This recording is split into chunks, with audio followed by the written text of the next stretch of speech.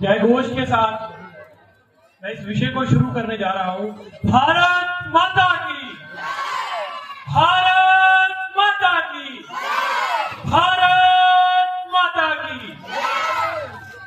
भारत देश में रहकर कि भारत देश में रहकर अगर हुए तुम इस देश के भक्त नहीं, माँ का दूध नहीं पिया तुमने और पिता का तुम में रक्त नहीं, पिता का तुम में रक्त नहीं।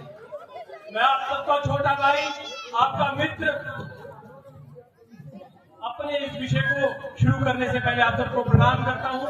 बना रहे हैं, हमें ये जानना पड़ेगा कि आज हम इस विद्या के मंदिर के अंदर आए हुए हैं, तो विद्या के मंदिर के अंदर हम शिक्षा प्राप्त कर रहे हैं या हम विद्या प्राप्त कर रहे हैं, ये थोड़ा सा हमें सोचने की आवश्यकता है।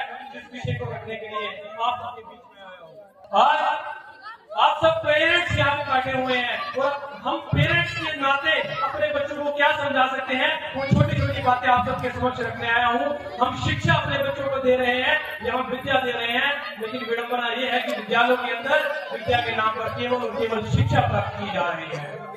विद्या वो है जो हमारे विद्यार्थियों को बड़ा बनाती है, उनके चरित्र को बड़ा बनाती है, उनके व्यक्तित्व को बड़ा बनाती है। लेकिन शिक्षा वो है, शिक्षा वो है जो बच्चों को ज्ञान देती है, शिक्षा वो है जो बच्चों को फिजिक्स, केमिस्ट्री, मैथ के नाम से हम जानते हैं, वो सब चीजें हैं। हमें समझना पड़ेगा कि हम अपने बच्चों को शिक्षा दे रहे हैं या विद्या दे रहे हैं। हम अपने बच्चों को शिक्षा के साथ जब विद्या दे रहे हैं, उसी को सही मायने में हम एजुकेशन कहेंगे। हमारी शिक्षा के अंदर क्यूरियोसिटी खत्म होती जा रही है, ये हमें समझना पड़ेगा। हमारा बच्चा आज 1 2 3 के स्पेलिंग को जानता है, लेकिन उंगलियों पे उसे गिनती नहीं कर पा रहा, ये हमें सोचना पड़ेगा। मैं कई बार प्रिंसिपल यशपाल जी से मिलता रहता हूँ, वो व्यक्ति जो हमारी प्रैक्टिकल एजुकेशन है उस पर जरूर काम कर रहे हैं, लेकिन उसके साथ आप पेरेंट्स का बहुत बड़ा रोल है।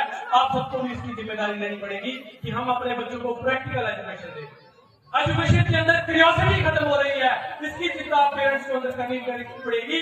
आज हमारे बच्चे ये तो जानते हैं कि दुनिया का सबसे पहला है एयरप्लेन किसने बनाया था, लेकिन वो एयरप्लेन कहां से और कहां तक गया था, इसकी चिंता हम लोग नहीं कर रहे, क्योंकि हमारे बच्चों के सिलेबस में क्यूरियोसिटी खत्म होती जा रही है। ये आप सबको तय करना है।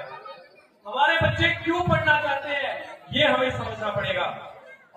हम किसी भी ये शब्द कहना गलत है कि 1947 में हमारा देश पैदा हुआ। हमारा देश तो बड़ी देर से चलता आ रहा था और हमारा देश तो बड़ा महान है।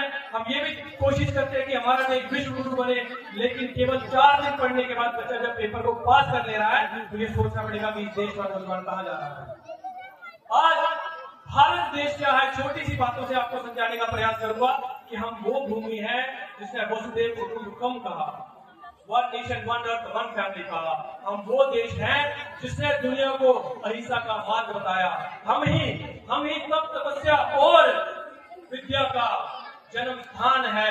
नारी का जहां अपमान हो, बच्चा बच्चा यहाँ हनुमान है, बच्चा बच्चा यहाँ हनुमान है। आखिर मैं थोड़ी सी बातें कहकर अपने इस विषय को यही समाप्त करूंगा कि हमें संस्कार चाहिए या हमें शिक्षा चाहिए। कुछ लोग बार बार शिक्षा को आगे करते हैं संस्कार भाग में।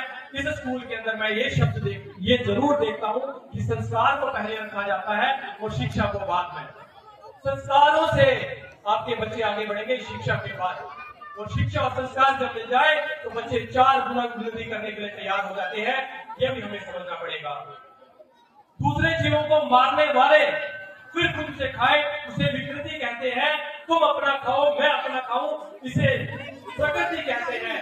और एक दूसरे की चिंता करके जब आगे बढ़े, इसे हम संस्कृति कहते हैं। अपने बच्चों के अंदर इस संस्कृति को हमें डालने की आवश्यकता है। आखिर मैं थोड़े से शब्दों के साथ अपनी वाणी को विराम देने जा रहा हूं कि अब समय आया है कि हमें अपने बच्चों को राम बनाना है।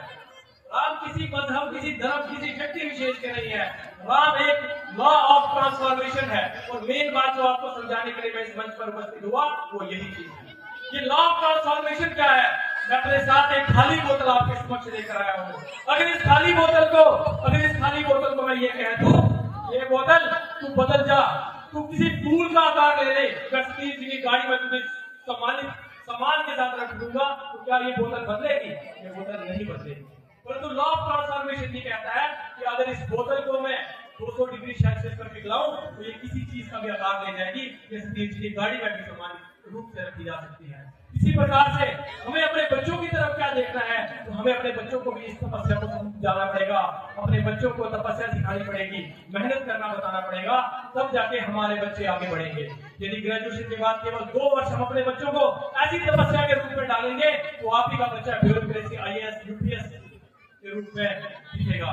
केवल 5 वर्ष जाएंगे तो आपके सामने सतीश जी विधायक बैठे हैं, इस प्रकार आपको दिखेगा। 10 साल जाएंगे तो किसी बड़े प्रधानमंत्री के पद पर रहेगा और 14 वर्ष अगर उसने तपस्या करी तो वो प्रभु श्री राम के नाम से जाना जाएगा। बहुत बहुत धन्यवाद। जय श्री राम।